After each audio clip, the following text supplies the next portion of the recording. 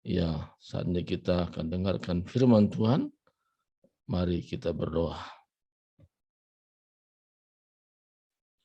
Bapa kami dalam surga, Bapa yang kami sembah dalam Yesus Kristus, pada saat pagi ini saatnya kami mendengarkan suara-Mu Tuhan. Biar kami semua yang terlibat pada saat ini, kami boleh mengerti, memahami bagaimana kami bertindak, bagaimana kami melakukan seturut dengan kehendak Tuhan. Berfirmanlah Engkau Tuhan, urapi kami semua, terlebih hamba-Mu yang menyampaikannya pada saat ini. Di dalam nama Tuhan Kristus kami berdoa. Amin. Saudara Tuhan, hari ini kita belajar masih tetap topik yang sama, dampak perjumpaan dengan Yesus. Nah, ini sangat penting kita pahami kenapa ada orang sudah bertahun-tahun menjadi orang percaya atau menjadi pengikut Yesus, tapi tidak punya kesaksian apa-apa. Kalau suruh bersaksi, jangan saya, yang lain aja.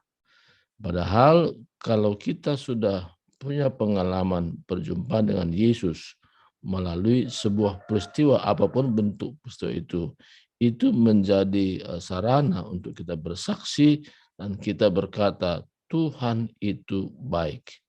Tuhan itu selalu baik. Dalam kondisi apapun, situasi pun, Tuhan berjanji tidak pernah meninggalkan, tidak pernah membiarkan, tapi tetap setia bersama dengan umat-Nya.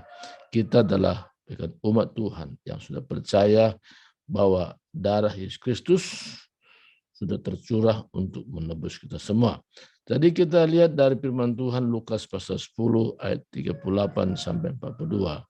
Dari pembacaan ini nanti kita akan melihat hal apa yang kita lakukan supaya hidup kita berpadanan dengan kehendak Tuhan. Lukas 10 ayat 38 saya bacakan. Ketika Yesus berikutnya dalam perjalanan, tibalah ia di sebuah kampung. Seorang perempuan yang bernama Maria menerima dia di rumahnya. Perempuan itu mempunyai seorang saudara yang bernama Maria. Maria ini duduk dekat kaki Tuhan dan terus mendengarkan perkataannya. Sedang Marta sibuk sekali melayani, ia mendekati Yesus berkata, Tuhan, tidakkah engkau peduli bahwa saudaraku membiarkan aku melayani seorang diri? Suruhlah dia membantu aku. Tapi Tuhan menjawabnya, Marta, Marta, engkau khawatir dan menyusahkan diri dengan banyak perkara. Tapi hanya satu saja yang perlu. Maria telah memilih bagian yang terbaik yang tidak akan diambil daripadanya. Kalau kita baca di cerita ini, ya kita tidak mendapatkan kalau hanya membaca. Tapi perlu satu perenungan seolah-olah kita ada dalam kondisi itu. Kita ada dalam tempat itu. Kita betul-betul menyaksikan bagaimana Yesus sendiri berkunjung kepada keluarga ini. Saya mendapatkan beberapa hal, cara pendekatan Maria dan cara pendekatan Marta. Nah, di sini cara pendekatan Maria di sini. Ketika Yesus datang berkunjung ke rumah itu, dia duduk. Dia tidak sibuk.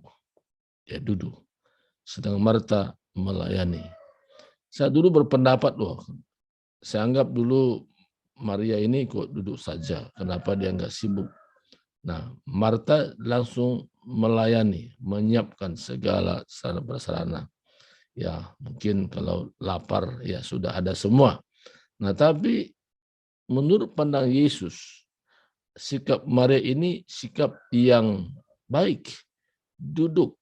Nah, seringkali kita bilang jangan duduk aja, kamu harus sibuk dong, kerja dong. Nah, itu yang sering kita arahkan pada orang. Tapi di sini perjumpaan Maria dan Marta ketika Yesus datang, Maria ngambil duduk. Apa arti duduk sini? Duduk di sini artinya tidak mengadakan suatu aktivitas.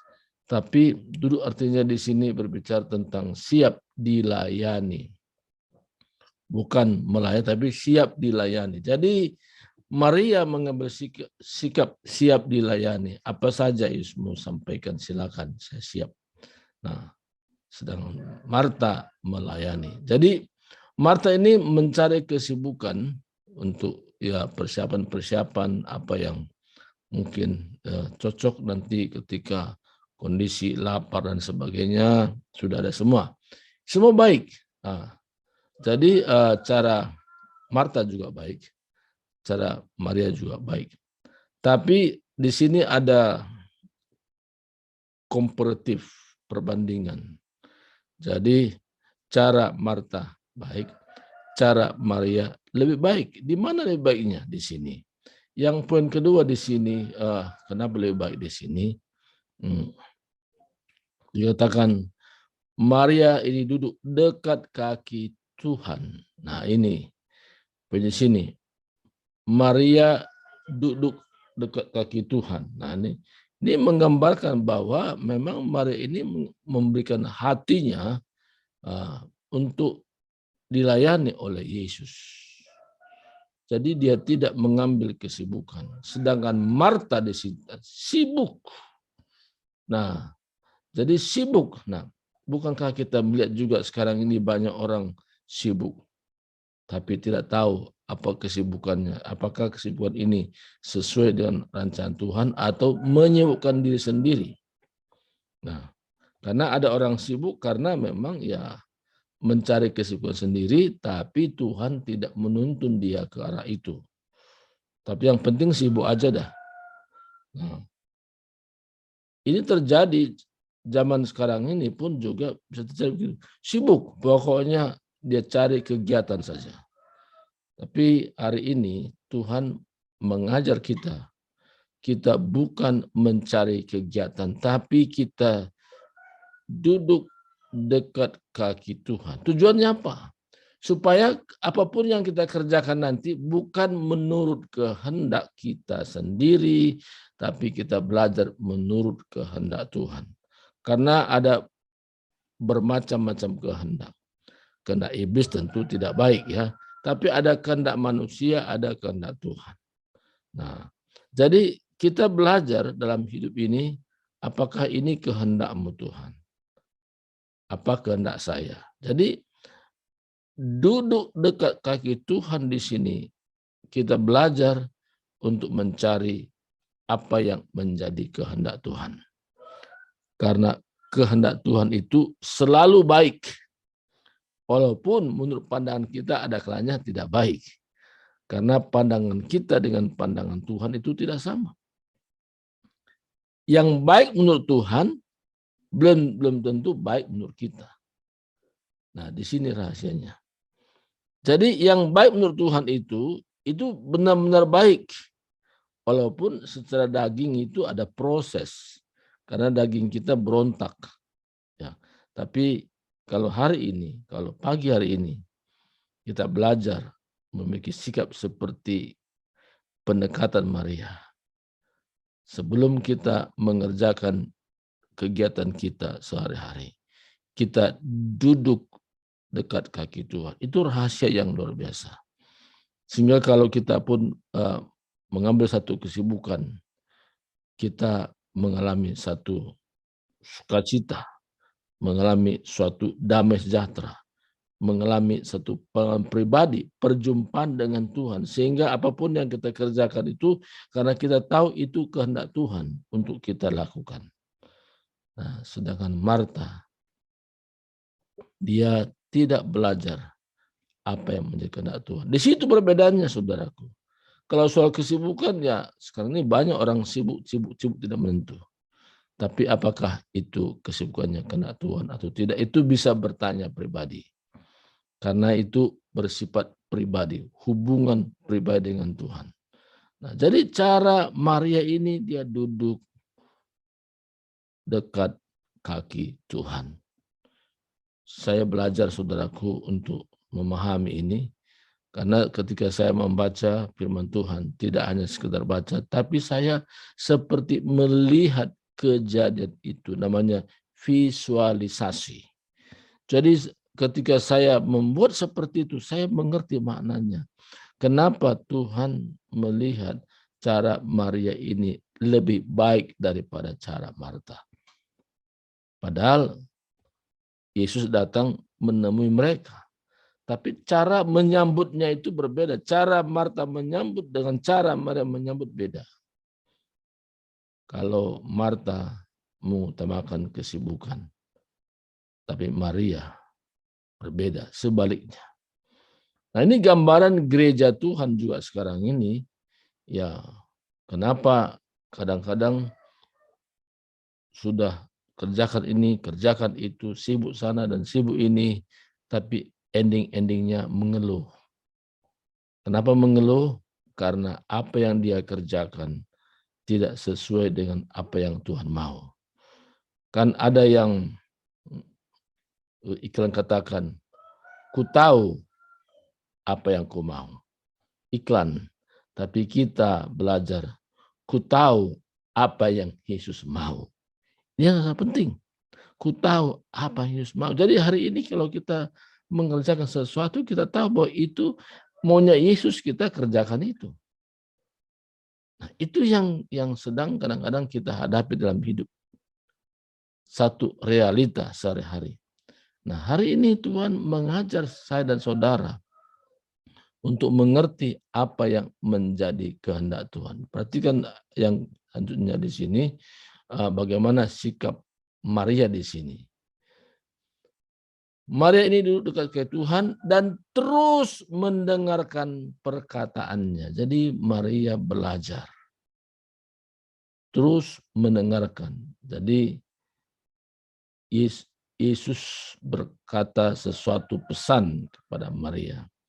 Dan Maria terus mendengarkan. Jadi perhatian penuh, konsentrasi penuh. Ini Maria. Jadi tidak ada satupun terlewatkan. Terus mendengarkan. Nah, bagaimana sikap Marta? Nah, Marta bagaimana sikapnya karena mengutamakan kesibukan? Nah, di sini apa kata Marta? Di sini, Tuhan, tidakkah engkau peduli bahwa saudaraku membiarkan aku melayani seorang diri? Suruhlah dia membantu aku. Jadi, kalau orang mengutamakan kesibukan, tidak mengutamakan Tuhan, endingnya mengeluh. Nah, Tuhan, tidakkah engkau peduli? Ya, ini perkataan Marta kepada Tuhan. Tidak engkau peduli, ya, bahwa saudaraku membiarkan aku melayani seorang diri, suruhlah dia membantu aku. Saudaraku, saya dapat mengerti. Kesibukan itu tidak selamanya baik. Walaupun kesibukan itu perlu. Ya. Jadi dari pengalaman bagaimana kisah dua wanita ini saya petik pengertiannya. Kalaupun kita sibuk dan kita tahu apa yang Tuhan mau. Saya secara pribadi belajar terus sampai hari ini. Kalau mengambil satu kesibukan, saya belajar apa yang Tuhan mau. Bukan apa yang saya mau. Marta, karena fokus pertamanya melayani, tapi belum mendengarkan apa kata Tuhan. Yang penting melayani dah. Makanya jangan kaget juga orang ikut Zoom seperti ini. Ya, yang penting nampak wajah saya di situ atau profil saya, tapi saya sibuk dulu yang lain sambil dengar-dengar. Jadi dengar-dengarnya sambil dengar-dengar. Tapi kesibukannya utama, tapi sambil mendengar firman Tuhan. Tapi Maria, dia fokusnya mendengar. Dia terus-menerus mendengarkan perkataan Yesus. Saya sangat diberkati saudaraku dengan sikap ini. Maria menampilkan contoh hidup yang baik. Yaitu apa? Terus-menerus mendengarkan perkataan Yesus. Jadi rahasia hidup kita tenang bukan karena uang, tapi rahasia kita hidup tenang ketika kita mengutamakan Tuhan, mendengarkan perkataannya. Apa perkataan Tuhan hari ini? Apa janji Tuhan hari ini? Apa perintah Tuhan hari ini? Ada sesuatu yang Tuhan nyatakan untuk saya bisa berubah. Dan kita belajar terus mendengarkan perkataan Tuhan. Dari orang yang belajar mendengarkan perkataan Tuhan, dan dia tarik dalam dirinya itu menjadi pertanyaan, apa janji Tuhan, apa perintah Tuhan, dan dia mengintrospeksi dirinya. Dan orang itu orang berbahagia. Kenapa? Karena pusat hidupnya yaitu Tuhan. Jadi melalui perkataan Tuhan dan hidupnya berdampak bagi banyak orang. Perkataannya perkataan Kristus karena dia sudah membangun hubungan pribadi dengan Tuhan. Sehingga apapun yang dia katakan, apapun yang diucapkan, tindakan, apapun yang dia kerjakan, dia tahu pasti bahwa itulah kehendak Tuhan dia lakukan. Kalau Marta, pendekatannya yaitu cara melayani utama, kesibukan utama, endingnya mengeluh. Jadi orang mengeluh itu oleh karena tidak mengutamakan apa kata Tuhan dalam dirinya. Saya tadi malam mendapatkan satu telepon. Dia bilang, Pak Pendeta, hidup saya semakin terpuruk sekarang ini.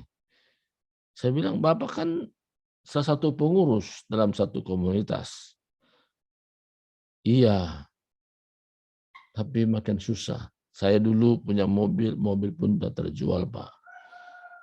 Saya makin susah hari ini. Kondisi saya, ya nggak ada yang menolong saya, nggak ada yang memperhatikan saya. Saya cerita pun orang tidak peduli.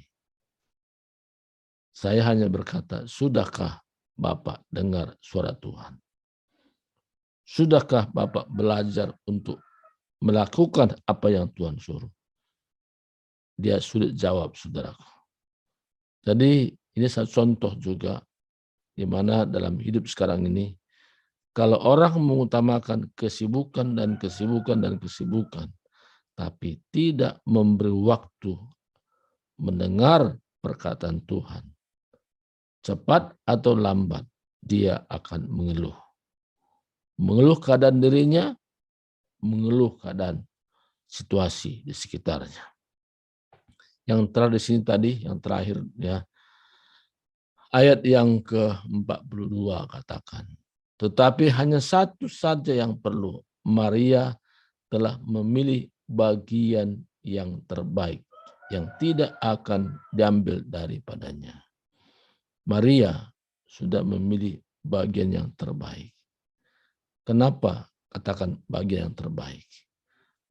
Orang yang terus-menerus mendengarkan perkataan Tuhan, dan dia mendapatkan apa makna hidup. Dia mengerti apa tujuan hidup. Dia mengerti apa yang Tuhan mau. Tapi kalau orang yang mengutamakan kesibukan dan kesibukan, dan akhirnya mengeluh, sehingga tidak mendapatkan sesuatu yang dia petik berkat rohani dalam dirinya. Jadi hari ini, kita ingin punya pengalaman bersama Tuhan. Kita ingin punya kesaksian. Mari kita belajar dari cara pendekatan Maria kepada Yesus. Kalau cara ini kita lakukan, kita akan meningkat, kita akan maju. Apapun yang kita kerjakan bukan menurut apa yang kita mau, tapi menurut apa yang Tuhan mau. Dan kita berkata, ku tahu apa yang Tuhan mau, aku lakukan hari ini. Ku tahu apa yang Tuhan mau lakukan buat besok, lusa, dan seterusnya. Saudaraku, pada saat pagi ini, mari kita belajar untuk pendekatan cara Maria. Utamakan hal-hal rohani, baru yang lain akan mengikut. Tapi Marta mengutamakan hal jasmani. Nah, jadi dua hal ini cara pendekatannya berbeda. Tapi kita belajar cara yang terbaik seperti Maria lakukan. Mari kita berdoa. Terima kasih Tuhan, hari ini hamba-Mu sudah berhenti untuk menyampaikan firman-Mu, tapi biarlah Tuhan perkataan Kristus itu tinggal di dalam hati kami. Sehingga tindakan-tindakan kami bukan menurut apa yang kami mau, tapi menurut apa yang Tuhan mau. Sehingga kami mengalami hidup damai sejahtera, hidup sukacita, karena hidup kami dikendalikan oleh perkataan Kristus. Sehingga segala yang kami lakukan benar-benar menurut kehendak Tuhan. Terima kasih Tuhan. Inilah doa syukur kami hari ini. Dan biarlah tanamkan dalam hati kami. Sehingga kami bukan hanya pendengar, tapi kami menjadi pelaku-pelaku firman-Mu. Terima kasih Tuhan. Terpujilah nama-Mu. Di dalam nama Yesus Kristus kami sudah berdoa. Amin. Serahkan kepada host, yaitu Ibu Tiar. Silakan Bu Tiar. Buka mic-nya. Ya. Ya, baik. Kedengaran suara saya, Pak? Dengar, ya. Ya, baik. Shalom, Bapak Ibu semua. Saya mohon maaf ya, saya terlambat masuk tadi karena ya sesuatu hal. Dan tapi saya mengerti firman Tuhan malam hari ini ya, luar biasa. Pagi, Lukas. Bukan malam, pagi. Oh iya, pagi ya, Pak. Itu karena belum masih loading nih. Jadi dalam Lukas 10 ayat 38 sampai 42 itu bercerita tentang Maria dan Marta. Ya memang terima kasih Pak Surbakti buat firman Tuhan yang sudah disampaikan pagi hari ini. Memang kadang-kadang kita seperti itu, termasuk juga saya 2 hari tidak bisa ikut Zoom ya karena saya jaga cucu di rumah sakit ya, sakit. Nah jadi ya tahu sendiri rumah sakit ini apa ya di samping karena itu anak masih kecil belum sampai 2 tahunnya, kemudian dia diinfus harus digendong gitu. Nah hari ini papanya datang karena mereka tinggal di Serang, saya di Karawaci gitu. Jadi ketika ceritanya ya ini saya jadi cerita. Ceritanya ketika mereka datang ke sini ke Karawaci, si anaknya sakit gitu, anaknya sakit karena muntah, terus karena bibi ya udah demam tinggi dan muntah, kita langsung bawa ke rumah sakit Siloam. Nah jadi akhirnya sama dokter disarankan dirawat saja, nanti kita lihat observasi apa yang terjadi gitu kan. Nah ya selama ini sih naik turun ya demamnya, tapi puji Tuhan dari kemarin sudah stabil. Ya berkat doa Pak Ibu mudah-mudahan hari ini bisa pulang ya. Nah jadi kan papanya kan di Serang, jadi baru tadi malam bisa datang. Jadi makanya saya hari ini bisa di rumah. Kalau kemarin saya 2 malam itu ada di rumah sakit dan itu begitu. Jadi kita harus gendong dia. Kalau enggak itu apa namanya selang infus itu ditarik sama dia. Ditarik, dibuang, dia udah mengerti dan memang anaknya aktif. Kalau suster aja datang dia tutup mata, dia palingkan ke ini mukanya gitu wajahnya. Belum pintar ngomong ya, tapi dia tutup mata kalau datang susternya. Nah, seperti itu. Jadi itulah kondisi. Nah, saya juga ini diberkati dengan firman Tuhan ini ya. Ya, tapi satu hal ya memang mungkin secara fisik kami tidak bisa ikut 2 hari selama Zoom, tapi hati kami ini benar-benar kami ya justru semakin kami mengerti rencana Tuhan. Dan saya katakan juga seperti sama menantu kemarin, ya ini anak saya takut memberitahukan suaminya. Jadi dia bilang, aduh gimana saya cari memberitahukannya kepada papanya ya, si anak ini dirawat gitu kan. Nah, terus saya bilang, kenapa kamu takut? Iya nanti kan dia kira di sini nggak kita urus atau gimana. Nah, saya bilang begini, kalau kita datang dari hati yang tulus dan kita bicara apa adanya, ya mau dia marah itu terserah dia. Saya bilang, yang penting sampaikan yang sebenarnya. Nah, kalau nggak saya yang sampaikan, saya bilang. Nah, kemudian dia bilang, tunggulah mah katanya. Dia kan tahu karakter suaminya ya. Nah, tapi saya bilang, ya saya keluar juga ini saya bilang gini, suami kamu itu kan ngerti firman Tuhan kan, Saya bilang, pelayan Tuhan kan, saya gituin kan.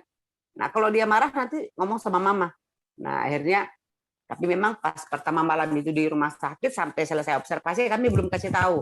Karena nanti dia panik gitu kan. Nah, terus ya udah akhirnya besoknya setelah dirawat, ya rupanya dia malam itu beranikan juga dia telepon. Kami sedang di rumah sakit gitu ya. Nah, itu pun saya perjelas lagi besoknya pagi. Dan saya katakan, ini anak sakit, saya bilang. Dan siapapun tidak ada yang mau sakit. Dan termasuk kita keluarga. Tidak mau kita anak ini jadi sakit. Nah, tapi ya mungkin kan namanya ini masih anak kecil. Mungkin sudah ada yang dirasa-rasa. Memang selama datang dia ke rumah, 2 malam, sudah gelisah tidur. Saya katakan, mungkin sudah ada, katakanlah sesuatu yang di dalam diri dia yang tidak beres. Tapi kan dia belum pintar ngomong, belum tahu bilang, aduh ini kok kayaknya saya nggak bisa. Tapi dia gelisah tidur. Nah kita pikir karena memang ganti suasana, gitu kan. Nah memang kebetulan pula AC itu mati gitu kan, AC di kamar mati. Nah jadi hari kita pasang kipas ya. Jadi mungkin karena biasa pakai AC, kita pikiran kita pokoknya ya seperti itu apa adanya. Nah intinya begitu. Nah jadi tadi saya dengar tadi firman Tuhan pagi hari ini ya, di dalam setiap kejadian yang kita dapat ya mungkin secara ini orang lihat aduh ini kok anaknya sakit atau cucunya sakit gitu kan. Tapi saya melihat sesuatu di situ, saya bilang itu yang terbaik gitu. Nah ketika itu anak demam langsung muntah, oh enggak tanpa ini saya bilang udah kita bawa langsung ke rumah sakit. Karena ini anak kecil dan kita tidak mengerti bahasa dia dan dia pun belum tahu menyampaikan apa. Apakah itu mules, apakah itu pusing, dia belum tahu. Yang tahu dia hanya nangis kan. Akhirnya langsung kita bawa dan puji Tuhan yang dokter itu juga bilang sampai di sana udah segar karena udah muntah itu dia udah segar. Nah jadi mungkin juga memang masuk angin aja. Nah tapi ya karena dokter bilang Bu kita observasi aja Bu 3 hari. Siapa tahu ada penyakit lain gitu kan. Nah puji Tuhan tidak ada. Nah dan itu hari ini kembali. Nah jadi ya tetap berpikir positif bahwa di balik ini semua Tuhan bekerja. Saya bilang nanti biar ya kita semakin mengerti lah cara merawat anak ini. Saya bilang gitu. Nah sama anak dan mantu. Nah jadi ya terima kasih kembali kita ke firman Tuhan. Ya luar biasa kita diingatkan hari ini agar kita tetap mengandalkan Tuhan, prioritas Tuhan ya. Jadi saya pernah juga baca buku bahwa prioritas dalam hidup itu yang pertama adalah Tuhan, ya. Yang kedua keluarga. Nah, yang ketiga baru pekerjaan atau pelayanan. Nah, dan yang keempat hobi, gitu ya. Nah, saya juga belajar menerapkan itu. Apa artinya Tuhan di situ? Artinya Tuhan itu hubungan pribadi kita dengan Tuhan. Bisa saja kita ikut Zoom tapi hati kita tidak di sini. Seperti tadi kata Pak Surbakti ya, seperti Marta. Dia ininya di nomor justru dia yang nomor 3 pelayanan di pekerjaan ya prioritas tadi. Nah seperti itu. Tapi kita mau belajar diingatkan pagi ini, mari bangun hubungan yang lebih dekat lagi, lebih intim lagi dengan Tuhan apapun kejadiannya sehingga pada saat ada masalah, walaupun dunia melihat kita mungkin sepertinya turun, down atau terpuruk, tapi kita dapat sukacita bahwa Tuhan bekerja untuk membawa kita kepada kebaikan demi kebaikan. Nah, itu saja. Terima kasih Pak Surbakti. Nah sekarang waktunya kita dengar kesaksian dari yang lain. Nah, sekali lagi terima kasih buat doa-doanya buat kami yang dukung kami selalu, the power of love. Tuhan memberkati. Silakan Bapak Ibu yang mau bersaksi mungkin yang berhubungan dengan firman Tuhan pagi hari ini. Kami persilakan waktunya 5 menit. Silakan dibuka mic-nya.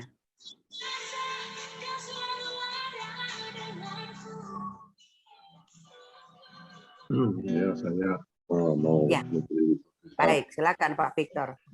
Ya, terima kasih. Saya mendapatkan hal baru ketika saya baca ini.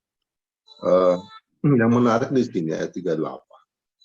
Dikatakan seorang perempuan yang bernama Marta menerima dia di rumahnya. Jadi bukan 2 orang, tapi seorang.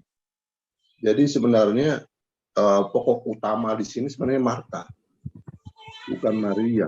Jadi sebenarnya yang menerima Yesus itu adalah Marta. Tapi yang menarik adalah ketika Yesus sudah masuk di rumah, Marta justru nggak melayani, nggak ada di ruang tamu dia. Dia malah pergi nyiapkan makanan, nyiapkan kopi, nyiapkan itu. Gitu. Sementara Tuhan Yesus di ayat 39 sedang berkata, sedang berkhotbah. Gitu.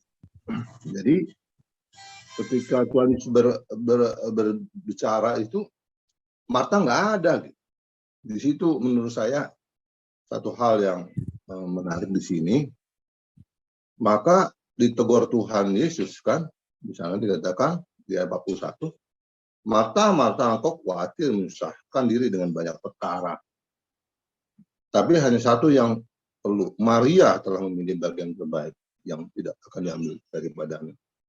Jadi benar yang kata Pastor tadi, memang Maria lebih banyak mendengarkan.